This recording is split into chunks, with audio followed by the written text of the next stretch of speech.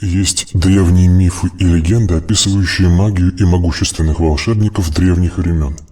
При этом сила магов явно уменьшается при приближении к настоящему времени. Понятно, что показания очевидцев со временем сильно приукрашиваются. Чем больше раз пересказывают одну и ту же историю, тем больше чудесных подробностей она приобретает. Однако из легенд становится очевидным, что магия была распространена в древние времена, и со временем ее объем уменьшался. То есть количество магов и их сила постепенно снижаются.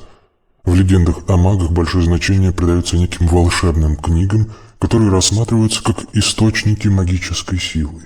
Однако одновременно говорится и о необходимости иметь личного учителя, наставника. Если говорить о книгах как об источниках магии, то можно разделить их на несколько категорий. Первое – учебники магии, второе – сборники заклинаний, гримуары, третье – описание артефактов, четвертое – мемуары магов, пятое – мемуары людей, имевших дело с магами и магией очевидцев, шестое – легенды о древних временах, когда в мире вроде бы существовала сильная магия. Часть этой литературы написана самородками. Это самоучки, как правило, уровня 3-4-1, считающие себя феноменами и изобретателями магии.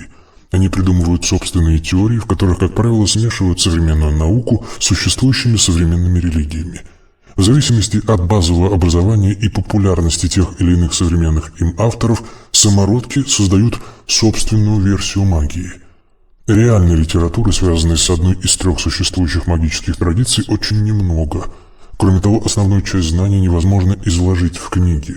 Она передается только при личном контакте в режиме учитель-ученик. Такое ограничение есть следствие простого правила.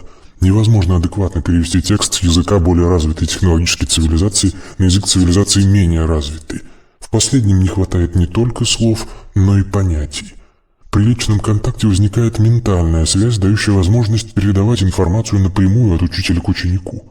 При этом происходит прямая передача понятий, независимо от языка учителя и ученика. Традиции идут от магов рас атлантов, ванов и лемурийцев.